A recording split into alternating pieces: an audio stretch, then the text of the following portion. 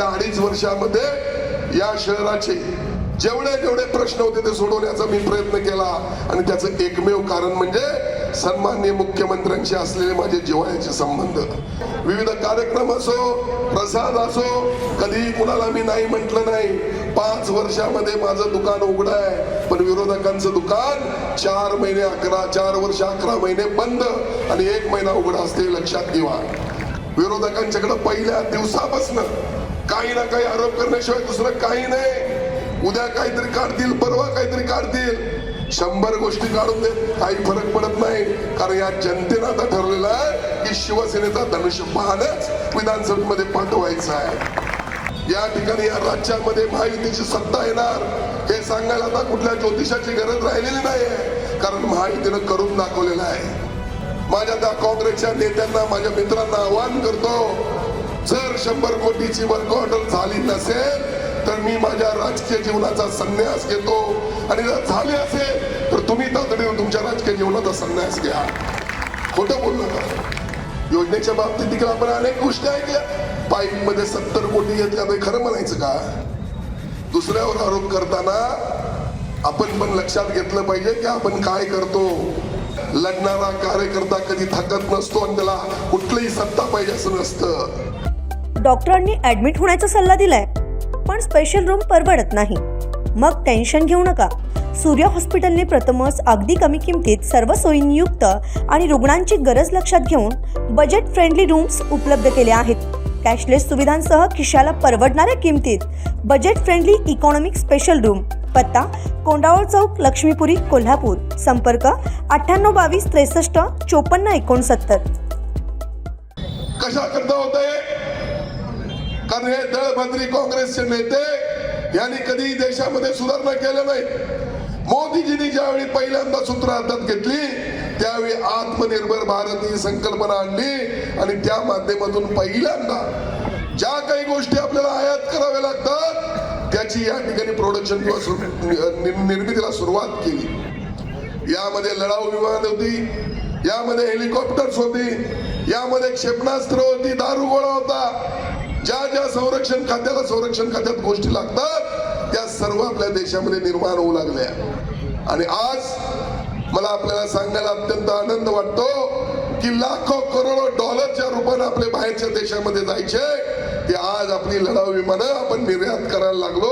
डॉलरच्या रूपाने हजारो करोड रुपयात आपल्या देशामध्ये यायला लागले. हा फरक आहे त्यांच्यातला आणि आपल्यातला. देशाला सक्षम करायचं म्हणजे काय? व्यापाराची वृद्धी झाली पाहिजे, सर्वसामान्यांना न्याय दिला पाहिजे. या गोष्टी काँग्रेसनं कधी केल्या नाहीत. फक्त जातीपातीच्या राजकारणामध्ये त्याने आपल्याला अडकून ठेवलं बंधू भगिनीनो, आणि आमच्यावरती जातीवादाचा आरोप करतात.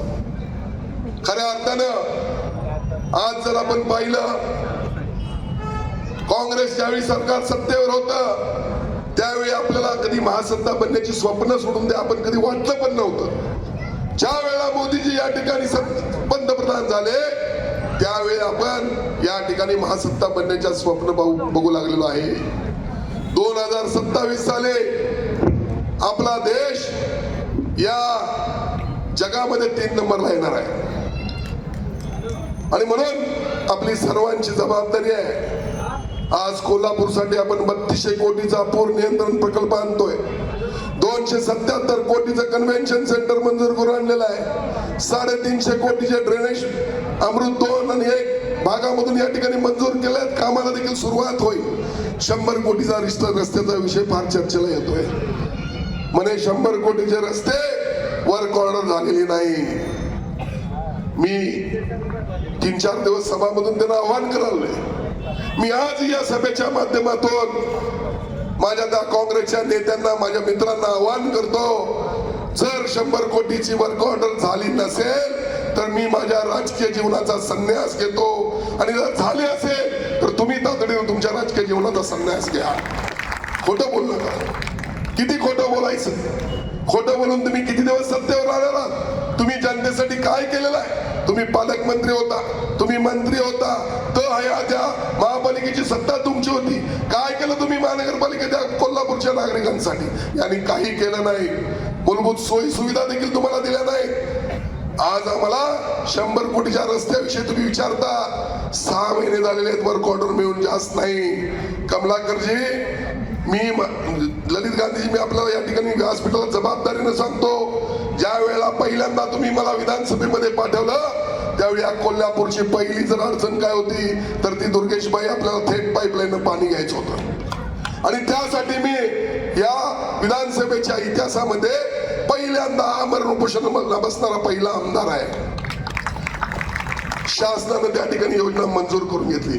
किती दिवस झाले हो? 13 वर्षी योजना सुरू होत नाही. कुणाचं फेल्युअर आहे? योजनेच्या बाबतीत देखील आपण अनेक गोष्टी ऐकल्या. पाईप मध्ये 70 कोटी घेतल्या, तर खरं म्हणायचं का? दुसऱ्यावर आरोप करताना आपण पण लक्षात घेतलं पाहिजे की आपण काय करतो. आणि म्हणून आज काँग्रेस तरी वाटच लागलेली आहे. या ठिकाणी या राज्यामध्ये महायुतीची सत्ता येणार हे सांगायला आता कुठल्या ज्योतिषाची गरज राहिलेली नाहीये, कारण महायुतीनं करून दाखवलेलं आहे. आज केशवराव भोसले जळीतग्रस्त झालं. एका दिवसात सन्माननीय मुख्यमंत्री कोल्हापूरच्या दौऱ्यावर आले. एका दिवसात 25 कोटी दिले, जाहीर केले. जाहीर करून थांबले नाही. त्या ठिकाणी GR आला, टेंडर निघालं, वर्क ऑर्डर आली आणि सन्माननीय आपल्या शाहू महाराजांच्या त्या ठिकाणी हस्ते कामाला सुरुवात झाली. हे आमचं सरकार आहे, गतिमान सरकार आहे. अनेक गोष्टी आपल्याला सांगता येतील. पुढच्या काळामध्ये आपल्याला कोल्हापूरची महानगरपालिकेची हद्दवाढ करायची आहे. खंडपीठ अंतिम टप्प्यात आहे. या ठिकाणी आई अंबाबाई तीर्थक्षेत्र विकासासाठी 1500 कोटीचा DPR तयार आहे. लवकरच त्याला मंजुरी मिळणार आहे. पंचगंगा प्रदूषणाचा प्रश्न आहे, 750 कोटी रुपये ते देखील अंतिम टप्प्यात आहेत. गेल्या 2.5 वर्षामध्ये या शहराचे जेवढे प्रश्न होते ते सोडवण्याचा मी प्रयत्न केला आणि त्याचं एकमेव कारण म्हणजे सन्माननीय मुख्यमंत्र्यांशी असलेले माझे जिव्हाळ्याचे संबंध. जरी मी 2019ला निवडणूक हारलो तरी थांबलो नाही. दुसऱ्या दिवशी कामाला सुरुवात केली, कारण लढणारा कार्यकर्ता कधी थकत नसतो आणि त्याला कुठलीही सत्ता पाहिजे असं नसतं. मी कधी असा विचार केला नाही की मी आता हरलोय, ज्यानं जिंकला त्याचं काम आहे. पण माझं शहर विकासापासून वंचित राहता कामा नये यासाठी सातत्यानं मी प्रयत्न करत राहिलो. आमच्या विरोधी उमेदवारांचं काय चाललंय मला काय कळत नाही. कसला सामान्य कार्यकर्ता तर मी आहे. माझी सुरुवात झाली लढताना, रिक्षावाल्यांसाठी लढताना, फेरीवाल्यांसाठी लढताना. अहो, आम्ही सगळी जण या व्यासपीठावरची कितीतरी वेळा जेलमध्ये गेलो. 50च्या वरती गुन्हे आमच्यावर आहेत. पण हे गुन्हे कसले आहेत? समाजसेवेसाठी केलेले गुन्हे आहेत, आंदोलनाचे गुन्हे आहेत, समाजासाठी काम करताना झालेले गुन्हे आहेत. पण आज मला एवढी लांबडी यादी मिळाली. कसली त्यात गुन्हे आहेत? याला फसवलं, त्याला टोपी घातली, कुणीतरी सुसाईड नोट लिहून ठेवलेले, तो शैलेश लाटकर नालायक, आणि त्याला साथ कोण देतो?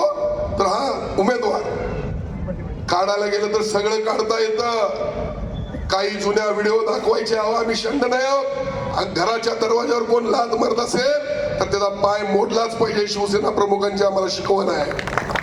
त्याचा राजकीय फायदा करण्याचा कोणी प्रयत्न करू नये. आणि म्हणून आम्ही आजही गप्पा आहोत. काय करता व्हिडिओ ते काढा, कसले काढा ते काढा, तुम्हाला काय खोटं करायचं ते करा. पण जनतेनं ठरवलेलं आहे. संपूर्ण कोल्हापूर शहरामध्ये मी फिरतोय. शहरामध्ये समुद्र खवळल्याप्रमाणे असा अथांग जनसागर रस्त्यावर आहे. हजारो नागरिक रस्त्यावर आहेत. मंडळं सगळी पाठिंबा देत आहे. याचं कारणच आहे की त्यांनी मला कार्यकर्ता म्हणून ओळखलेला आहे. आणि म्हणून आज या ठिकाणी अनेक गोष्टी आपल्याला सांगता येतील. मला विरोधकांच्यावर टीका करण्यात रस नाही, कारण मी केलेलं काम सांगण्यासाठी माझ्याकडे भरपूर आहे. विरोधकांच्याकडे पहिल्या दिवसापासून काही ना काही आरोप करण्याशिवाय दुसरं काही नाही. उद्या काहीतरी काढतील, परवा काहीतरी काढतील, 100 गोष्टी काढून देत, काही फरक पडत नाही. कारण या जनतेनं आता ठरलेलं आहे की शिवसेनेचा धनुष्यबाणच विधानसभेमध्ये पाठवायचा आहे.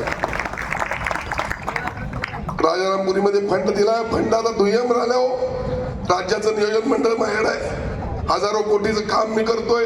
फक्त हे नाही तर संपूर्ण शहरांचा विकास करतोय. आणि आपला शहर कुठं पाठीमागे सोडणार? आपल्या शहराला मोठ्या प्रमाणात निधी द्यायचा आहे. दुर्गेशबाईंनी मगाशी मागणी केली होती राजारामपुरीला मेन रोडच्या या विकासाची. सजावटीसह निश्चितपणे आपण सर्व या गोष्टी करू. ड्रेनेज सिस्टीम असतील, रस्ते असतील, IRB प्रकल्प केवढा नालायकाने किती वाईट पद्धतीने केला आपल्याला माहित आहे. रस्त्याची उंची वाढलेली आहे, तर घराघरात पाणी जात आहे. या सगळ्या गोष्टींना आपल्याला मार्ग काढायचा आहे. माझी आपल्या सर्वांना नम्र विनंती आहे की विरोधकांच्या भूलथापाला बळी पडू नका. नेहमी मी तालीम संस्था असतील, मंडळ असतील, निवडणुकीपुरतं कधीही त्यांच्याकडे येत नाही. 5 वर्ष माझं कार्यालय उघडं असतं.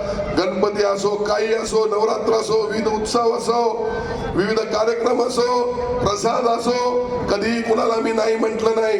5 वर्षामध्ये माझं दुकान उघडं आहे, पण विरोधकांचं दुकान 4 वर्ष 11 महिने बंद आणि 1 महिना उघडं असते, लक्षात घ्या. आणि म्हणून मंडळांना देखील, युवक मंडळांना माझी नम्र विनंती आहे, निवडणुकीच्या भूलथापांना बळी न पडता, प्रलोभनांना बळी न पडता, तुमच्यातलाच एक सर्वसामान्य कुटुंबातला कार्यकर्ता ज्याला आपण संधी देणं गरजेचं आहे. येणारी निवडणूक देशाच्या भवितव्यासाठी अत्यंत महत्वाची निवडणूक आहे. लोकसभेला काय झालं आपण पाहिलेलं आहे. दलित बाई, आज तो आमचा संजय राऊत पोपट व्यापाऱ्यांना काय म्हणतोय. खरं म्हणजे हा कान फुकऱ्याने आमचा पक्ष संपवला. तिकडं विनायक राऊत, इकडं हा राऊत. आमदार झाल्यावर बऱ्याच गोष्टींचे अनुभव मी घेतलेले आहेत. खरं म्हणजे मला माझ्या पक्षावर कुठली टीका करायची नाही, पण निश्चितपणे या ठिकाणी व्यापाऱ्यांच्या पाठीमागे कोण राहत असेल तर ती शिवसेना राहणार आहे. त्या पुढच्या काळामध्ये एकनाथ शिंदे साहेब राहणार आहेत. आणि त्यामुळे व्यापाऱ्यांनी कुठली काळजी करू नका. आता कोणतरी म्हटलं आपण कसली नोटीस काढतात, कुठलं अतिक्रमण बघू, त्यांचं अतिक्रमण काढून टाकू आपण महापालिकेतून. अशा लोकांना पाहून घेऊ आपण. आणि म्हणून माझी आपल्याला या ठिकाणी नम्र विनंती आहे. मला पुढे सभेला जुना बुधवार पेठाची माझ्या भागातली सभा आहे, मला त्या ठिकाणी जायचं आहे. मोठ्या संख्येनं आपण या ठिकाणी उपस्थित आहात. सर्वांना मी मनपूर्वक धन्यवाद देत असताना परत एकदा नम्र विनंती करतो की येणारी निवडणूक 20 तारखेची अत्यंत महत्वाची आहे. देशाच्या दृष्टीने महत्वाची आहे, राज्याच्या दृष्टीने महत्वाची आहे, आपल्या शहराच्या दृष्टीने महत्वाची आहे. आणि म्हणून येणाऱ्या या निवडणुकीमध्ये धनुष्यबाण या चिन्हापुढील बटन दाबून विधानसभेमध्ये आपला धनुष्यबाण पाठवण्यासाठी सज्ज व्हा, एवढी विनंती या ठिकाणी करतो आणि थांबतो. धन्यवाद. जय हिंद, जय महाराष्ट्र, वंदे मातरम, जय श्रीराम. अशाच नवनवीन अपडेट पाहण्यासाठी आमच्या कोल्हापुरी कारभार म्हणजेच KK न्यूज चॅनेलला सबस्क्राईब करा.